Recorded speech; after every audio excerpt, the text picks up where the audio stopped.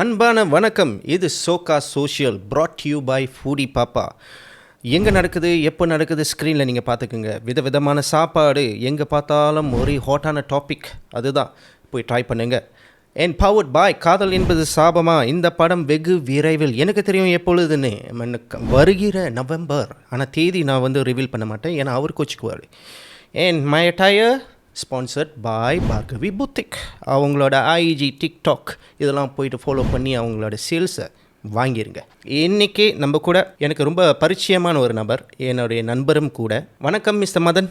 வணக்கம் மிஸ்டர் கிருஷ்ணா, எப்படி இருக்கீங்க? நான் சூப்பராக இருக்கேன். நீங்கள் எப்படி இருக்கீங்க? Very good, very good.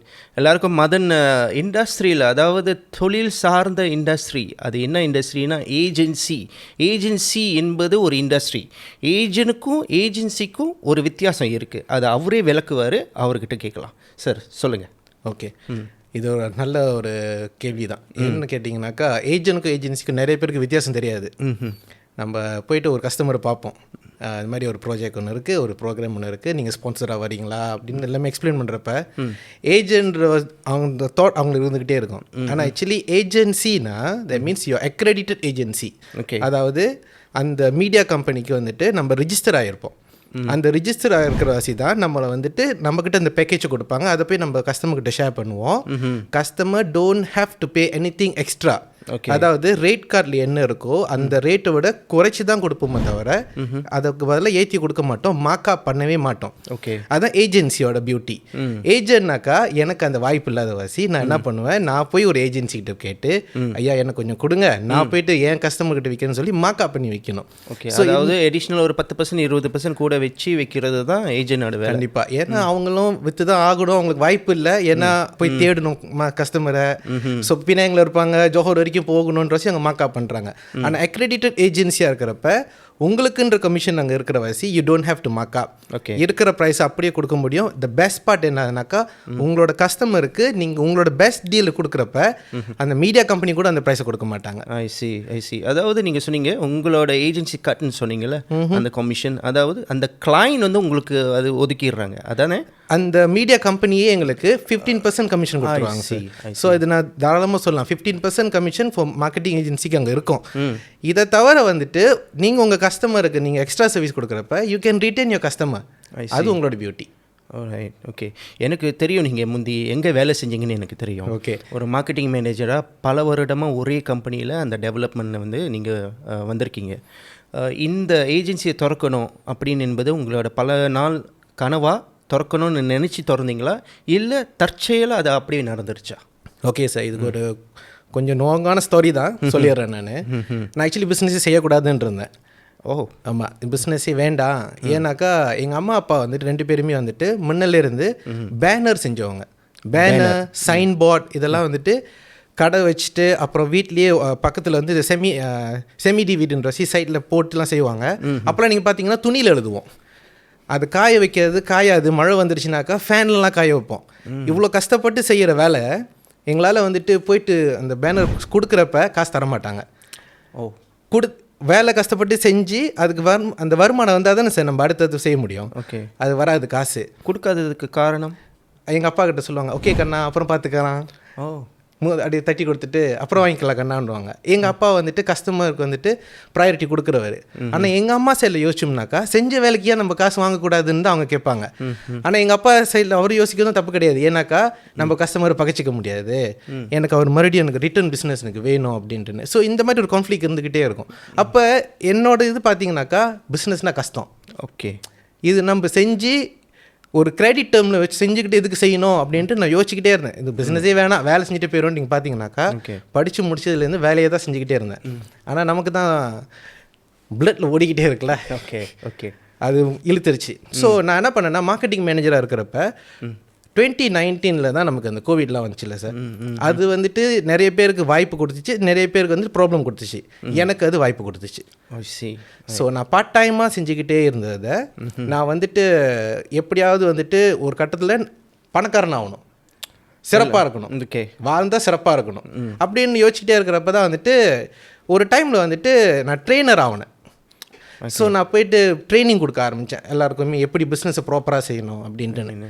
Okay, அது மூலம் ட்ரெயினியாக accredited HRDC trainer. Okay, so HRDC accredited ட்ரெயினர்ன்ற வாசி என்னை ட்ரைனிங்க்கு கூப்பிடுவாங்க. அப்போ நான் ட்ரெயின்லாம் பண்ணிக்கிட்டே இருப்பேன். அதை பண்ணுறப்ப எனக்கு நிறைய பேர் பார்த்து நிறைய பேருக்கு லேக்கிங் எது எப்படி மார்க்கெட்டிங்கை ப்ராப்பராக செய்யறதுக்கு அப்படின்றப்ப இதையா நம்மளை எடுத்து அவங்களுக்கு சொல்லி கொடுக்குறது பதிலாக சொல்லியும் கொடுக்கலாம், அதை நம்ம ஒரு பிஸ்னஸாகவும் செய்யலாமே. ஸோ அது எனக்கு தோணுச்சு. அப்புறம் இன்னொரு நல்ல வாய்ப்பு என்னதுனாக்கா, என் ஒய்ஃப் வந்துட்டு அவங்க லெக்சரராக இருந்தாங்க. அவங்களுக்கு வாய்ப்பு கிடச்சிச்சு கேலில் வந்துட்டு யூனிவர்சிட்டியில் வேலைக்குன்னு. நான் என் வேலையை ரிசைன் பண்ணாக்கா இன்கம் வேணும்ல, உடனே பிஸ்னஸ் ஆரம்பிச்சிட்டேன் அஃபிஷியலாக. ஏதோ ஒரு நம்பிக்கையில் உங்களால் அதை வந்து செய்ய முடியும்னு சொல்லி ஆரம்பிச்சிருக்கீங்க. ஆனால் இதோட சேலஞ்சஸ் நம்ம இனத்தவர்களுக்கு கூட ஒரு பெரிய விஷயம் இல்லையா, ஒரு பெரிய சேலஞ்சஸ் இல்லையா? நீங்கள் கூட சொன்னீங்க உங்கள் ஃபாதர்கிட்ட, ஓகே கண்ணா அப்புறம் பார்த்துக்கலாம் அப்படின்லாம் சொன்னாங்கல்ல. நீங்களும் அது நம்ம இனம் சார்ந்த தொழில் அதிபர்களை பார்க்குறீங்க, தொழில் செய்கிறவங்களை பார்க்குறீங்க, அங்கே போய் அணுகுறீங்க. அந்த மாதிரி இருக்கிறதுல உங்களோட தொழில் எந்த அளவுக்கு வரவேற்கப்படுகிறது? என்னோட ஹோம் டவுன் வந்து பினாங். நான் கேலுக்கு வந்துட்டு ரொம்ப புதுசு தான் பாருங்களேன். கேலுக்கு வந்தப்போ வந்துட்டு என்னை பொறுத்த வரைக்கும் இது சொர்க்க பூமி தான். எஸ், ஏன்னாக்கா ஆப்பர்ச்சுனிட்டி இங்கே நிறையவே இருக்குது. மீடியா எல்லாமே இங்கேயே தான் இருக்குது. நான் இங்கே வந்தப்போ என்னை வந்துட்டு யாரோட ரெக்கமெண்டேஷன் அவங்க பார்க்கல, எனக்கு டேலண்ட் இருக்குதான்னு பார்த்தாங்க. ஓகே, ஸோ என்னால் முடியுமான்னு. ஸோ ஃபஸ்ட்டு பங்க்சுவாலிட்டி, சொன்ன டைமுக்கு அங்கே இருக்கணும். அப்புறம் டெலிவரபிளும் கரெக்டாக இருக்கணும். இது மூலமாக தான் எனக்கு கஸ்டமரே ரிஃபரல் பண்ண ஆரம்பித்தாங்க. அப்போ நீங்கள் பார்த்தீங்கன்னாக்கா எனக்கு வந்துட்டு இது ரொம்ப கஷ்டமாக இல்லை. கஷ்டம் இருக்கும் சார், யாருக்கு தான் இல்லைன்னு இல்லை. பட் என்ன ஒன்றுனா நம்ம கரெக்டாக நடந்துக்கிறேன்னு பார்த்தேன் நான்.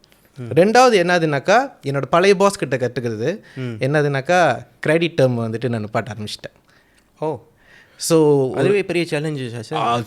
ரொம்ப பெரிய சேலஞ்சு. ஏன்னாக்கா இன்னொருத்தர் செய்கிறாரு, அவரால் முடியுது, அவங்களால முடியலன்னு. அப்போ நீங்கள் அவர்கிட்ட தான் போகணும். நம்மக்கிட்ட திறமை இருக்குது, நம்மக்கிட்ட குவாலிட்டி இருக்குது. ஸோ அப்போ எதுக்கு நான் பயப்படணுன்றது தான் ஒன்று. பட் அதே நேரத்தில் நம்ம ப்ரூஃப் பண்ணலன்னா அவங்க நிறைய கேள்வி நம்மளை கேட்பாங்க. அதுக்கு நம்ம ரெடியாக இருக்கணும்.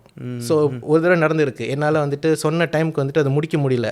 ஆனால் அதுக்கு வேலிடான ரீசன் இருந்த வாசி தான் அவங்களும் ஓகே அப்படின்னாங்க. ஏன்னாக்கா அது அவங்களுக்கு பேசி முடிச்சாச்சு. பட் அந்த வேலிடான ரீசன் கொடுக்கலனாக்கா வி ஹேவ் டு பேரி. உங்களோட பார்வையில் பிஆர் ஏஜென்சினா என்னது, மார்க்கெட்டிங் ஏஜென்சினா என்னது? சார், கஸ்டமர் வந்துட்டு ஒரு விஷயத்தை அவங்க மைண்டில் யோசிச்சிருப்பாங்க. அவர் இப்போ நான் டிஸ்ட்ரிபியூட் பண்ண போகிறேன், இல்லைன்னா ஒரு ப்ராடக்ட்டை மார்க்கெட் பண்ண போகிறேன்னுவாங்க. அந்த மார்க்கெட்டிங்க்கு வந்துட்டு அவங்க சொல்லிடுவாங்க. ஆனால் அவங்களுக்காக யோசிக்க வேண்டியது அந்த மார்க்கெட்டிங் கம்பெனி. நீங்கள் அவங்களுக்கு வந்துட்டு அவங்க ஷூவில் இருந்து நீங்கள் எல்லாமே யோசிக்கணும். இந்த ப்ராடக்ட் வந்து எங்கே போய் விற்கணும், எப்படி விற்கணும், அவங்களுக்கு அந்த ஃபாப்பின்னு சொல்லுவாங்களே, ப்ராடக்ட், ப்ரைஸ், பிளேஸ், இது எல்லாமே நம்ம யோசிக்கணும். அதை தவிர அவங்களுக்கான இந்த சொல்லுவாங்களே இந்த டெமோகிராஃபிக்லாம் நம்ம பார்க்கணும். பிஆர் ஏஜென்சி வந்துட்டு எப்படின்னாக்கா, அவங்களுக்கு வந்துட்டு ஒரு ஈவெண்ட் செய்கிறாங்கனாக்கா அந்த பப்ளிக் ரிலேஷன் அந்த அன்றைக்கி வந்து எல்லா ப்ரெஸ் கூட டீல் பண்ண வேண்டியது வரும். அந்த அன்றைக்கி வந்து இருக்கிற மீடியா ஏஜென்சி கூட யாருன்னா அவங்க நம்ம கூட டீல் பண்ண ஆரம்பிப்பாங்க. அந்த மாதிரின்னு ஒரு பிராண்டை எப்படி போய் சேர்க்கறதுன்னு அது அவங்களோட வேலை. எக்ஸாக்ட்லி, எக்ஸ்போஷர் சொல்லுவாங்க இல்லையா? Exactly sir. ஸோ மார்க்கெட்டிங் என்பது ஃபோக்கஸ் ஆன் அந்த சேல்ஸ் ஓரியன்டாக இருக்கணும் இல்லையா? ஆமாம் சார். ஓகே, ஏன்னா மார்க்கெட்டிங்னாலே ROI முக்கியம். நான் 10 வெள்ளி போட்டேன்னா எனக்கு என்ன ரிட்டர்ன் கிடைக்குதுன்னு தான் யோசிப்பாங்க. ஸோ ரிட்டர்ன் வந்து காசாக வராட்டினா கூட அந்த ரீச் இருக்கணும், அதுக்கு நம்ம ரெடியாக இருக்கணும். Return on investment. Exactly. Okay, அது நீங்கள் மறுபடியும் சொல்லுங்கள். காசாகவும் இருக்கணும், ரீச்சாகவும் இருக்கணும். ரீச் இருக்கணும், அந்த ரீச் போய் சேர்ந்துருக்கணும், அதுக்கு வேல்யூ இருக்கணும். சார், நார்மலாகவே நம்ம பார்ப்போம்ல, ஒரு வீடியோ போடுவோம் டிக்டாக்லேயோ இல்லை அப்படின்னா எவ்வளோ பேருக்கு ரீச் பண்ணியிருக்குன்னு பார்ப்போம், எவ்வளோ பேர் எங்கேஜ் பண்ணியிருக்காங்கன்னு பார்ப்போம், எவ்வளோ பேருக்கு வந்துட்டு வியூ பண்ணியிருக்காங்கன்னு பார்ப்போம். ஒரு வீடியோக்கே நம்ம இவ்வளோ விஷயம் பார்க்குறோம்னாக்கா ஒரு ஸ்பான்சர் ட்ரிப்பை கேட்குறப்ப அவங்க எவ்வளோ விஷயம் நம்மகிட்ட கேட்பாங்க. ஸோ அதுதான் ROI அவங்களுக்கு. ஓகே, இந்த எங்கேஜ்னு ஒன்ற வார்த்தையை பாய்ச்சிங்க இல்லையா, அதை கொஞ்சம் விளக்கி சொல்லுங்கள். ஏன்னா நான் நிறைய பேர்கிட்ட பேசும்போது இந்த வரிசை சொன்னோம், ரீச், எங்கேஜ்மெண்ட், அவங்க திருப்பி கேட்குறது எங்கேஜ்னா என்னது, நீங்கள் போய்ட்டு அவங்கள பார்ப்பீங்களா அப்படின்ற ஒரு லேமன் டேர்ம்ஸில் வந்து கேட்குறாங்க. அது தெரியாதவங்க கூட நிறைய பேர் இருக்கிறாங்க. ஓகே சார், ஒரு வீடியோவுக்கு வந்துட்டு ரீச்ன்றது என்னதுனாக்கா, ஓகே இது ஆக்சுவலி ஒரு நல்ல கேள்வி. ஏன்னு சொல்கிறேன்னா, ரொம்ப பேர் ப்ராமிஸ் பண்ணுறதுன்னு I can give you certain amount of ரீச்னு சொல்லிட்டு வந்துடுவாங்க. ஓகே, ஆனால் அந்த என்கேஜ்மெண்ட் நடக்காது. ஸோ இந்த ரீச்னா என்னதுனாக்கா, நான் ஒரு வீடியோ போடுறேன், அது வந்துட்டு 20,000 பேருக்கு போய் சேரும்ன்ட்டு ஒரு ரீச் கொடுத்துடுவேன். அதாவது நீங்கள் இல்லை இன்னொருத்தர் எல்லாமே இருக்காங்க, எல்லாருக்கிட்டையுமே ஃபோனில் இருக்குது, உங்கள் ஃபோனில் அது வந்திருக்கும், அது ரீச். இம்ப்ரெஷன் அப்படின்றது அந்த வீடியோ ரீச் உங்களுக்கு வந்துருச்சு, ஆனால் உங்கள் கண்ணு முன்னுக்கு நீங்கள் ஃபோன் பார்க்குறது. ஓகே. வியூஸ்ன்றது அந்த வீடியோவை தட்டி நீங்கள் வியூ பண்ணுறது. வியூஸ் கூட சார் அட்லீஸ்ட் 3 செகண்ட்ஸ்க்கு மேலே பார்க்கணும். அப்போ அந்த வியூ போச்சாக்கா உங்களுக்கு தெரிஞ்சிடும். என்கேஜ்மெண்ட் எங்கே வருதுன்னா அந்த வீடியோவுக்கு நீங்கள் போய்ட்டு ஒரு கமெண்ட் பண்ணுறதோ, லைக் பண்ணிட்டோ, இல்லாட்டி ஷேர் பண்ணுறதோ, அப்போ தான் அந்த engagement. That means your trying to communicate with other person. அவங்களுக்கு போய் மெசேஜ் பண்ணுவாங்க பாருங்கள். இந்த என்கேஜ்மெண்ட் தான் ரொம்ப பேர் எதிர்பார்க்குறது. அது அவ்வளோ சீக்கிரம் நடக்காது. அது ஏன்னாக்கா நீங்கள் என்ன செய்கிறீங்கன்றது நீங்கள் சொல்லிக்கிட்டே இருந்தால் தான் அவங்களுக்கு புரியும் பாருங்களேன். நீங்கள் சொல்லிக்கிட்டே இருக்கணும். அப்போ அந்த என்கேஜ்மெண்ட் வரத்துக்கு நம்ம நிறைய உழைப்பு போடணும். இது நடந்துருச்சுனாக்கா then consider done deal. Okay, நீங்கள் ஒரு சக்ஸஸான ஒரு சர்க்குலேஷன் கொடுத்துருக்கீங்க. ஓகே, அந்த காமெண்ட் சொல்கிறீங்களே, இந்த காமெண்ட் வந்து சில நேரத்தில் வந்து பாசிட்டிவாகவும் இருக்கும், நிறைய நேரத்தில் அது நெகட்டிவாக தான் போகும். அது எப்படி ஒரு ஏஜென்சியோட வேலையாக அதை தவிர்க்கிறதோ, அதுக்கு ரிப்ளை பண்ணுறதோ, அதை கவுண்டர் பண்ணுறதுக்கோ, அது ஒரு ஏஜென்சியோட வேலையா இல்லை அந்த கஸ்டமரே அந்த கிளையனே அதை வந்து எதிர்கொள்ளணுமா? ஓகே, இதில் 2 மாதிரி இருக்குது சார். சில கிளையன்ஸ் எனக்கு வந்து மதன் நீங்களே ஹேண்டில் பண்ணிடுவாங்க. சில கிளையன் அதை நாங்களே பார்த்துக்கிறோன்னுவாங்க. என்ன கேட்டிங்கன்னா சார், த பெஸ்ட்டு வந்துட்டு அந்த பிஸ்னஸ் ஓனரே பார்த்துக்கிறது நல்லது. ஓகே. ஏன்னாக்கா என்னோட கஸ்டமர் எனக்கு ஹேண்டில் பண்ண தெரியும்னு அவங்களுக்கு தெரியும். அவங்களோட பார்த்தீங்கன்னா அவங்க ஸ்டாஃப் கிட்ட கூட அவங்க ஹேண்டில் பண்ண மாட்டாங்க. என் கஸ்டமரை நான் பார்த்துக்கிறேன். ஏன்னா அவங்களுக்கு வந்து ரிட்டன் பிஸ்னஸ் வேணும் சார். கஸ்டமர் இருந்தால் தானே business. So they know how important customer. Agency பார்த்துக்கிறதுனாக்கா நம்ம ஒவ்வொரு விஷயத்தையும் நம்ம நம்மளோட கிளையன் கிட்ட கேட்கணும். சார் இந்த மாதிரி வந்து இருக்குது, கேன் ஐ ரிப்ளைன்னு. ஏன்னா நம்ம அவசரத்துக்கு போட்டுட்டு போயிடுவோம்.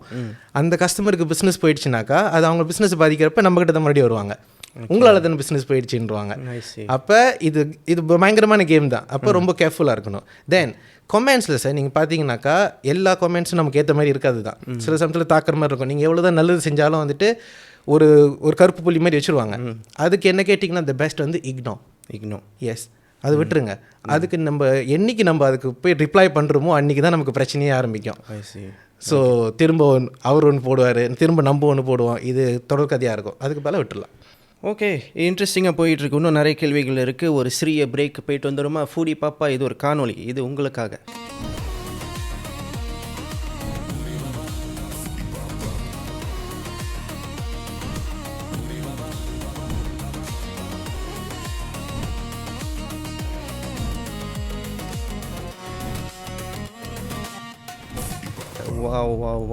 வாய் ஊறுதலை கண்டிப்பாக எங்கே நடக்குது, எப்போ நடக்குதுன்னு பார்த்துட்டு கலந்துக்குங்க. எஸ், ஃபேமிலியோட போய் கலந்துக்குங்க. ஏப் சார், இது முக்கியமான கேள்வி சார். நம்ம தொழிலதிபர்கள் சாதாரணமான ஒரு வார்த்தையை உங்ககிட்ட பாய்க்கிறது என்ன? எனக்கு தெரியும், நீ வந்து என்ன கோரிங் போடுறியா அப்படின்னு சொல்லுவாங்க சில பேர் வந்து கொஞ்சம் ஹாஷாக பேசுவாங்க. சில பேர் கொஞ்சம் பொலைட்டாக பேசுவாங்க. நீ அந்த அளவுக்கு உனக்கு எக்ஸ்பீரியன்ஸ் இருக்கா? உன்னால் இதை வந்து செஞ்சு கொடுக்க முடியுமா? இந்த மாதிரியான வார்த்தைகள்லாம் நீங்கள் வந்து தவிர்க்க முடியாது இல்லையா? இதை எப்படி எதிர்கொள்கிறீங்க? கஸ்டமர் ரிஃபர் பண்ணி வர்ற கஸ்டமர் வந்துட்டு இந்த பிரச்சனை அறவே இருக்காது. ஓகே, ஏன்னா அவங்களுக்கு வந்துட்டு நம்மளோட ஒரு கஸ்டமரே அவங்க ரிஃபர் பண்ணி அது ஸ்ட்ராங்காக இருப்பாங்க. நம்பாங்க. நீங்கள் கேட்ட கேள்வி வந்துட்டு இந்த புதுமுகம் நான் யாருன்னு அவங்களுக்கு அறவே தெரியாது. இவனை நம்பலாமா? நீ போடுவ 10,000 வெள்ளி 20,000 வெள்ளி, உன்னை நம்பி எப்படி காசை போட போகிறேன்னு அவங்க யோசிப்பாங்க. ஸோ அவங்க இடத்துல வந்துட்டு ரொம்ப டிஃபென்சிவாக தான் யோசிப்பாங்க. போட்ட காசு எப்படி எடுக்க போகிறோம், இவங்ககிட்ட செய்யலாமா வேணாமான்ற வாசி. ஆனால் அந்த நேரத்தில் வந்துட்டு நம்ம வந்து அவங்களுக்கு கான்ஃபிடென்ட் கொடுக்கணுன்னாக்கா நம்ம எடுத்ததோடைய ஃபுல் பேமெண்ட்டும் நம்ம கேட்க மாட்டோம். ஆனால் அதே நேரத்தில் வந்துட்டு பேமெண்ட் எல்லாமே நான் செய்ய மாட்டேன்னு சொன்னேன். So we know how deposit எல்லாமே பேசுவோம். அதை தவிர நம்மக்கிட்ட ஏற்கனவே செஞ்ச கஸ்டமரோட ரிப்போர்ட்ஸை அவங்கக்கிட்ட காட்டுவோம். இது வந்து அவங்களுக்கு கொஞ்சமாச்சும் நம்ம மேலே கான்ஃபிடென்ட் வர்றதுக்கு. ரெண்டாவது, அவங்களுக்கு போகிறதுக்கு முன்னையே ஒரு மோக்கப் செஞ்சு எடுத்துகிட்டு போகிறது நல்லது.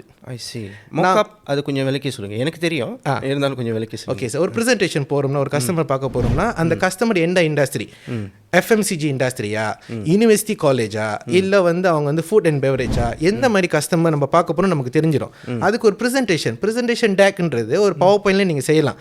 பவர் பாயிண்ட்ல நீங்கள் செய்கிறதுக்கு ரொம்ப பேசலாம் இல்லை sir. Within 8 to 10 pages just nice. அதாவது யாரை பார்க்க போறீங்கன்றதுக்கு, கம்பெனியோட பேக்ரவுண்ட் என்ன, யார் அவங்க கஸ்டமர்னு கொஞ்சமாச்சும் நம்ம சர்வே பண்ணியிருக்கணும். அந்த கஸ்டமரை டார்கெட் பண்ணுறதுக்கு என்னென்ன வழிகள் இருக்குது. இப்போ பார்த்தீங்கன்னா சார், உண்மையே சொல்கிறேன்னே, நம்ம யாருமே டிவி பார்க்குறது இல்லை.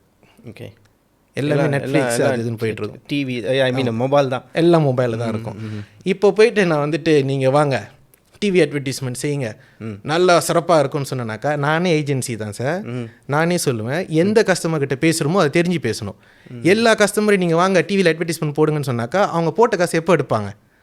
அப்போ நான் அவங்களுக்கு எப்படி அட்வைஸ் பண்ணுவேன்னா, நீங்கள் இந்த விஷயத்தை நீங்கள் ப்ரொமோட் பண்ண போகிறீங்கன்னா you go for radio interview, இல்லைனாக்கா டிவியில் இன்டர்வியூக்கு போங்க. இன்னொரு பிளாட்ஃபார்ம் இருக்குது பாட்காஸ்ட் இன்டர்வியூ. எஸ், இந்த மாதிரி இன்டர்வியூ போங்க. ஓகே, ரேடியோ இன்டர்வியூனா ரொம்ப வேலையாக இருக்கும், அது டிவி இன்டர்வியூனா வேலையாக இருக்குண்ணா. அப்படின்னா உங்களுக்கு இன்னொரு இருக்குது. இப்போ உடனே ஒரு சாய்ஸ் என்னன்னாக்கா இப்போ உள்ள ட்ரெண்டிங் பாட்காஸ்ட் இன்டர்வியூ இருக்குது. பாட்காஸ்ட் இன்டர்வியூனாக்கா எப்படி ரூமில் செட்டப் எல்லாமே இருக்கும், உங்களுக்கு மைக் இருக்கும், நீங்கள் போய் பேசணும், ஆனால் கான்ஃபிடென்ட்டாக பேசணும், அவ்வளோதான். சிமிலர் டு ரேடியோ டிவி இப்போ பாட்காஸ்ட் இருக்குது. ஓகே, இதை தவிர என்ன செய்யலாம்னாக்கா உங்களுக்கு அந்த ரெக்கார்டிங் கொடுப்பாங்க. அந்த ரெக்கார்டிங் எடுத்து உங்களோட சோஷியல் மீடியாவில் போடுங்க. சோஷியல் மீடியா ஆரம்பிக்கிறதுக்கு காசா இல்லை. ஸோ ஆட்டோமேட்டிக்லி நான் அந்த கஸ்டமருக்கு என்னென்ன வழிகள் சேவ் பண்ண முடியும்னு நான் சொல்லிட்டேன். நான் இது புரிஞ்சதோடய அவங்களுக்கு that means I'm not going to charge them மோர்னு அவங்களுக்கு தெரிஞ்சிடும். ஓகே, நீங்கள் சொன்னதில் ஒரு அடிஷ்னல் ஒரு இன்ஃபர்மேஷன் சொல்கிறேன்.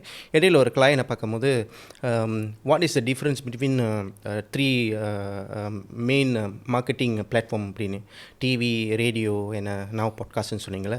டிவியில் வர்றது அது ப்ராபப்ளி ஒரு சர்டன் டைம் ஃப்ரேமுக்கு மட்டும்தான் இருக்கும்.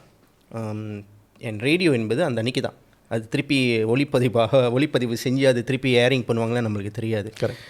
ஆனால் பாட்காஸ்ட் என்பது அது வந்து யூடியூப் என்ற ஒரு பிளாட்ஃபார்மில் அது வந்து இருக்கிறனால காலங்காலமாக அங்கே தான் இருக்க போகுது, அன்லெஸ் அதை ரிமூவ் பண்ணால். ஆமாம். ஸோ அந்த மாதிரி இருக்கையில் இது ஒரு கண்டினியூஸ் மார்க்கெட்டிங்கை நம்ம பாய்ச்சிக்கலாம். ஸோ எஸ், நீங்களும் ஒரு பிராண்ட் ஓனராக இருந்து பாட்காஸ்ட்டில் இன்டர்வியூ பண்ணணும், உங்கள் பிராண்டை வந்து எக்ஸ்போர்ட் பண்ணணுன்னா மிஸ்டர் மதனை கான்டாக்ட் பண்ணுங்கள். கரெக்ட்.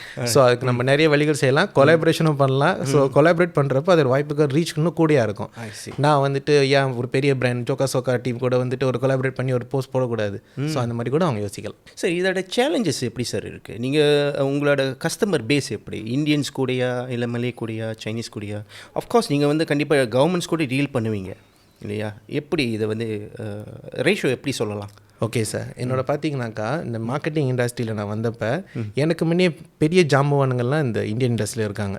நான் இந்த இந்தியன் இண்டஸ்ட்ரிக்கு பார்த்தீங்கன்னாக்கா நான் ஒரு பேபி தான் வச்சுக்கோங்களேன். ஏன்னாக்கா ஏற்கனவே அவங்க செஞ்சுக்கிட்டு இருந்தவங்க இருக்காங்க. அப்போ எனக்கு ஒரு நல்ல விஷயம் என்னதுனாக்கா நான் செஞ்சு அந்த கஸ்டமரை ரிஃபர் பண்ண வந்தது. இதில் வந்துட்டு அந்த போர்க்களம் அங்கே வந்து இருந்துக்கிட்டே இருக்கிறப்ப நான் என்ன பண்ணேனாக்கா இவ்வளோ நான் கஷ்டப்படக்கூடாது.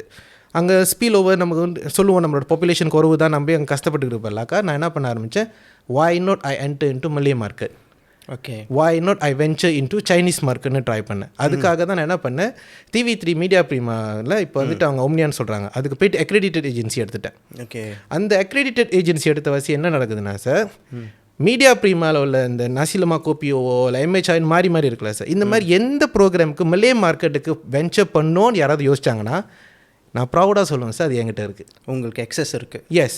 அப்போ அந்த எக்ஸஸ் இருக்கிற வாசி அந்த கஸ்டமர் வந்துட்டு எப்படி வென்ச்சர் பண்ணணும்னு அவங்க யோசிக்க தேவையில்ல, என்கிட்ட பேசினாங்கன்னா கைட் பண்ணுவேன் நான். இது ஏன்னா I want to go big. சைனீஸ்க்கும் நான் அது என்ன பண்ணேன்னா, நீங்கள் பார்ப்பீங்க சார், நம்ம ஹைவேல போகிறப்ப நிறைய பில் போர்ட்ஸ் இருக்கும், இந்த டிஜிட்டல் பில் போர்ட்ஸ் எல்லாமே. அதில் போயிட்டு வந்து நீங்கள் பார்த்தீங்கன்னாக்கா முக்கால்வாசி பெரிய பிராண்ட்ஸ் எல்லாமே வந்துட்டு ஓன் பை சைனீஸோட பிராண்ட் தான் இருக்கும். அந்த லெவலுக்கு நம்ம இருக்கணுன்றப்ப சரி இதை நம்ம எடுத்து வச்சுட்டு இதை போய் நம்ம விற்கலாமே. ஒரு சைனீஸ் கஸ்டமர்கிட்ட பார்க்குறப்ப என்கிட்ட இந்த பில் போர்ட் இருக்குன்றப்ப அவன் யோசிக்கிறாங்க என்கிட்ட, ஓய் நீ எடுத்து வச்சிருக்கியா அப்படின்றப்ப. அது இல்லாமல் நான் போனேனாக்கா why should I talk to you, why should I waste my timeன்ற மாதிரி அவங்க யோசிப்பாங்க. ஸோ அது நான் என்ன பண்ண ஆரம்பித்தேன், அவங்களுக்கு என்னென்ன வேணுன்றதை புரிஞ்சு அதை எடுத்து வச்சுக்கிட்டேன் நான். இதனால என்னால் அவங்கள ரீச் பண்ணுறதுக்கு கொஞ்சம் ஈஸியாக இருக்குது. அது இல்லைன்னா ரொம்ப கஷ்டம் தான் சார். ஓகே, நீங்கள் செய்கிற தொழிலுக்கு எந்த தொழிலாக இருந்தாலும் சரி, அதில் முக்கியமான பிளானிங் ரொம்ப முக்கியம் இல்லையா? Short term plan, mid term plan, long term plan சொல்கிறாங்க. ஸோ நீங்கள் ஆரம்பித்த காலகட்டத்தில் உங்களோட பிளான் எது வரைக்கும் நீங்கள் போட்டு வச்சுருக்கீங்க? கண்டிப்பாக அந்த ப்ரோக்ரஸில் நீங்கள் வந்து பிளானை மாற்றிக்கிட்டே வந்துட்டு இருப்பீங்க. இது ஏன் கேட்குறேன்னா, இப்போ இருக்கிற சூழ்நிலையில் நிறைய பேர் நான் பார்த்த வரைக்கும் அந்த long term plan, mid term பிளான்னா அதை யோசிக்க மாட்டேங்கிறாங்க. இன்றைக்கி நான் பிஸ்னஸ் திறந்தால் நான் அடுத்த வாரம் எப்படி காசு செய்கிறது, காசு பார்க்குறது, ப்ராஃபிட் எப்படி வர்றது, அப்படி தான் யோசிக்கிறாங்களே தவிர, இது சில பேர் தான் சொல்கிறேன். ஸோ அந்த மாதிரி இருக்கிறதுல நீங்கள் எப்படி அணுகுறீங்க? ஓகே சார், நான் ஆரம்பித்தப்போ இந்த லாங் டேர்முக்கு தான் நான் போகணும். ஆனால் எடுத்ததோடையே வந்துட்டு நம்ம யோசிக்கிறதுக்கு முன்னே விரலுக்கேற்ற வீக்கம்னு சொல்லுவாங்களே, ப்ராப்பர் பிளானிங் இருக்கணும். நான் ஆரம்பித்தப்போ ஒரு என்டர்பிரைஸ் கம்பெனியாக தான் ஆரம்பித்தேன். என்டர்பிரைஸ் கம்பெனி ஆரம்பிக்கிறப்ப அது ரொம்ப ஈஸி, SSMல போய் நம்ம ரிஜிஸ்டர் பண்ணிடுவோம் செஞ்சிருவோன்ட்டு. பட் மீடியா ப்ரீமாக்கிட்ட டீல் பண்ணணும், அவங்களுக்கு சிங்கப்பூர் ஹட் இருக்கணும்னு சொன்னாங்க. அப்போ நான் என்ன பண்ணேன், I want to go big. இப்போ நீங்கள் கேட்ட மாதிரி லாங் டேர்ம் போகிறதுக்கு நான் இமீடியட்டாக ஒரு சிங்கப்பூர் ஹட் கம்பெனி செஞ்சேன். அது செஞ்சதோடய எனக்கு தெரிஞ்சிருச்சு என்னோட அல்டிமேட் கோல் என்னன்னாக்கா, I want to serve big companies. Big companies கிட்ட போகிறோன்னாக்கா என்கிட்ட பெரிய இது மீடியா கம்பெனியோட கனெக்ஷன்ஸ் இருக்கணும், அப்போ தான் அது நடக்கும்ட்டுன்னு. அப்போ நான் என்ன பண்ண ஆரம்பித்தேன்னாக்கா, என்னோடய செட் கோல் வந்துட்டு இந்த வருஷத்துக்குள்ளே இவ்வளோ அமௌண்ட் ஏர்ன் பண்ணணும், அடுத்த வருஷத்துக்குள்ளே அந்த அமௌண்ட் ஏர்ன் பண்ணணும்னு சொன்னேன். ரெண்டாவது சார், இதில் முக்கியமான விஷயம் family support. Okay, family support நல்லா இருந்தாக்கா நீங்கள் அடுத்தது உங்கள் வேலையில் நீங்கள் நிறைய யோசிக்க ஆரம்பிக்கலாம். ஃபேமிலி சப்போர்ட் எனக்கு நிறையவே இருந்துச்சு. அதுக்கப்புறம் வந்துட்டு என் கூட இருந்தவங்க, ஏன்னா நான் ஆரம்பித்தப்போ ஒண்டி தான் ஆரம்பித்தேன். அந்த டீம் சேருவாங்களே, அந்த டீம் சேர தான் பெருசாக ஆரம்பிச்சு. நான் ஒரு ஆள் இருந்தது கொஞ்சம் கூடையே ஆகுனுச்சு. இந்த கொஞ்சம் கூடை ஆகுனது இன்னும் என்ன கேட்டிங்கன்னா இன்னும் நான் பெருசாக ஆகணும் தான். அப்போ அந்த கூட இருக்கிற டீம் ரொம்ப முக்கியம்.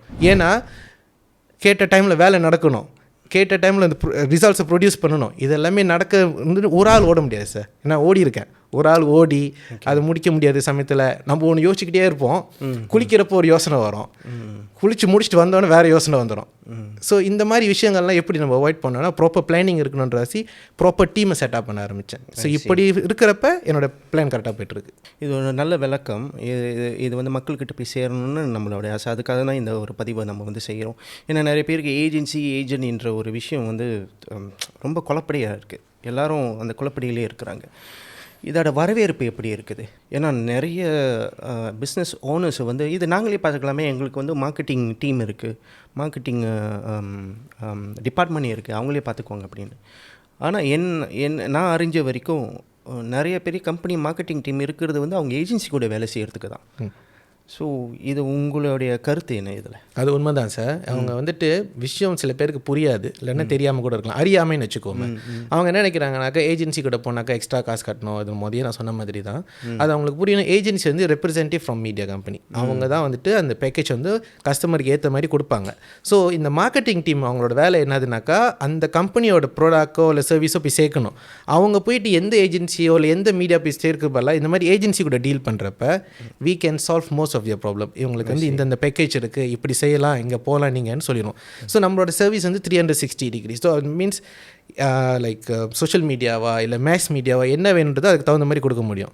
ரெண்டாவது விஷயம் வந்துட்டு அவங்க வந்து பிளானிங் மட்டும் இல்லை சார். இப்போ ஜஸ்ட் இப்போ கேரள நம்பர் இருக்கிற வசி customer can be from anyway, Penang or even Kedah or Zoho, அவங்க இங்கே வரக்கூட தேவையில்லை. நம்ம இங்கேயே இருந்து சென்ட்ரல் இருந்து அவங்களுக்கு எல்லாமே செஞ்சு கொடுத்துருவோம். அப்போ அவங்களுக்கு தி டென் டு சேவ் மோ. அதை தவிர வந்துட்டு த ரைட் பேக்கேஜ் அவங்களுக்கு கிடைக்கிறப்ப ஐம் சேவிங் மோ, அட் த சேம் டைம் என்னோட மார்க்கெட்டிங்கும் கரெக்டாக ஓடுறப்ப அதனால் தான் நம்ம கூட டீல் பண்ணுவாங்க. சார் எவ்வளோ விலைக்கு சொல்லியிருக்கீங்க. உங்களோட கம்பெனி பேர் என்ன? உங்களோட ஏஜென்சி பேர் என்ன? சார் என்னோட கம்பெனி பேர் மார்க் ப்ரோ சென்டியம் பர்ஹாட். Mark Pro, yes, marketing consultancy professional. Okay, Mark Pro மீடியான்னு சர்ச் பண்ணால் கூட வரும். தென் நம்ம வந்துட்டு சொன்ன மாதிரி இது ஒரு நல்ல வாய்ப்பு எனக்கு. ரொம்ப நன்றி. இது மூலமாக வந்துட்டு நிறைய கம்பெனிங்களுக்கு வந்துட்டு என்னென்ன நம்ம செய்கிறோன்றது புரிய வந்திருக்கோம் அவங்களுக்கு. தென் அதை தவிர வந்துட்டு ஜோக்கா சோக்கா பக்காவில் வந்துட்டு பார்ட்டிசிபேட் பண்ண போகிறாங்கனாக்கா என்கிட்ட இப்பயே கான்டாக்ட் பண்ணலாம். எஸ், நம்ம அவர் வந்து எக்ஸ்க்ளூசிவாக சைன் பண்ணியிருக்கோம். ஸோ நீங்கள் அவரை கான்டாக்ட் பண்ணலாம். எஸ், என்னோட நம்பர் வந்துட்டு நான் சொல்லலாமா சார்? சொல்லலாம், நீங்கள் தாராளமாக. ஸோ 01744885556. உங்களோட இமெயில் கான்டாக்ட்? இமெயில் வந்துட்டு நான் வந்துட்டு G Madan, okay, G for Germany, G Madan @markpro marcpro.vip. VIP, yes, ஒரு விஐபியான ஒரு company. Yes, so gmadan @markpro.vip contact பண்ணுங்கள். ஃபோன் நம்பர் முதல்ல சொல்லிட்டேன், இன்னொரு வாட்டி ரிப்பீட் பண்ணுறேன். 037 44 88 556. ஓகே, அப்போ அவங்களுக்கு இன்னும் நிறைய வாய்ப்புகள் கிடைக்கும் இந்த மெம்பர் மாதிரி உட்காந்து பேசுகிறதுக்கு. Very good. இன்னொரு பதிவில் கண்டிப்பாக சந்திப்போம். உங்களுக்காக தேடி கண்டுபிடிச்ச ஒரு குரல் இது நான் உங்களுக்கு ஷேர் பண்ணணும்னு இருந்தேன். குரல் 467 467. எண்ணி துணிக கருமம் துணிந்த பின் எண்ணுவம் என்பது இலக்கு. எந்த ஒரு விஷயத்தும் செய்கிறதுக்கு முன்னே நல்ல ஒரு பிளானிங் இருக்கணும். அதை நீங்கள் சொல்லியிருக்கீங்க. அந்த பிளானிங்கில் இறங்கிட்ட பிறகு அதில் வந்து ஈடுபாடு கொடுத்துட்ட பிறகு திருப்பி நினைக்கக்கூடாது, திரும்பி போயிடலாமா வேணாவா அப்படின்னு துணிந்து செல்ல வேண்டும். Thank you sir. அது நான் உங்கள்கிட்ட பார்த்தது நீங்கள் பேசிக்கிட்டு இருக்கும்போது நான் தேடி ரொம்ப ரொம்ப நன்றி சார். இந்த வாய்ப்புக்கு ரொம்ப நன்றி. இந்த வாய்ப்பு தந்த உங்களுக்கு ரொம்ப நன்றி. இந்த முக்கியமான வேலையில் என் தாய், தந்தை, பிறகு என் மனைவிக்கு, இந்த 3 பேருக்கும் நன்றி சொல்லிக்கிறேன் sir. Very good. Yes, this episode brought to you by Foodie Papa and powered by காதல் என்பது சாபமா. என்னோட டயர் மறந்துடாதீங்க, பார்கவி புத்திக். எஸ், மீண்டும் இன்னொரு காணொலியில் சந்திக்கும் வரை விடை பெறுவது கிருஷ்ணா. தேங்க்யூ.